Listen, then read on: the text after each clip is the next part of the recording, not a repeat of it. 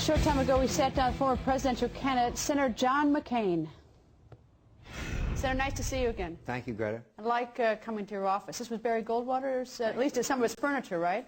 Some of his old desk and some of his pictures. He was a great photographer that I have as mementos of a great man and remains to me an inspiration today. Speaking of today, the market down about 281. It's been going down for the last actually since January. Went up yesterday a slight tick, but can you make us feel better? Is the market going to start going up?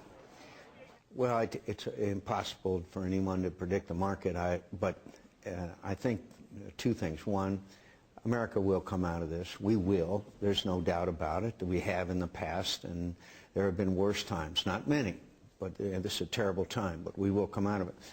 But I think the market may be reacting because they have not confidence yet that the Obama administration is taking the necessary steps to cure the housing market and to bring about an economic recovery. They don't have confidence that the government is taking sufficient steps early enough, that they're sort of playing catch-up.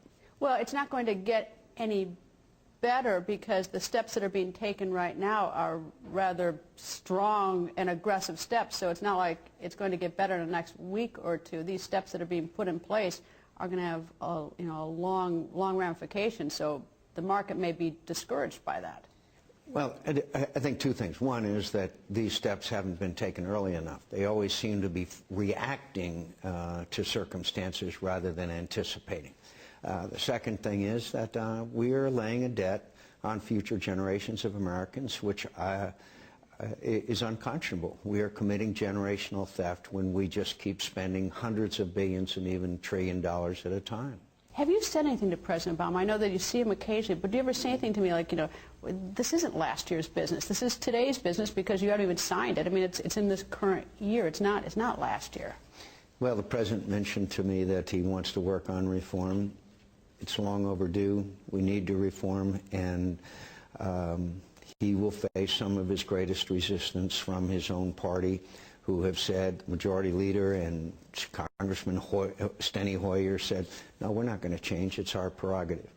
And all we're asking is that it go through the kind of process that gets the scrutiny and the authorization and the hearings that they deserve, rather than being just stuck into an appropriations bill, which is thousands of pages long. The Republicans are up to their eyeballs as well, many of them on these earmarks, right? I mean, it's not just the Democrats. 40% Republican earmarks.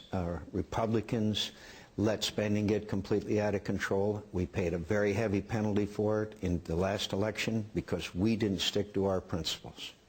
So, I mean, do all these members of the Senate think that the American people are just going to look the other way? I know that Senator Schumer said that the Americans don't care about earmarks, which my inbox isn't consistent with that thought. I mean, we're going to stop sending some people back to the Senate, I assume, with all these earmarks, because they're extraordinary.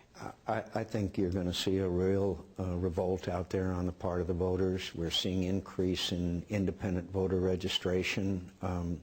Americans are very fed up. Look at the low approval ratings of Congress. And we either act or they're going to elect people who will act responsibly.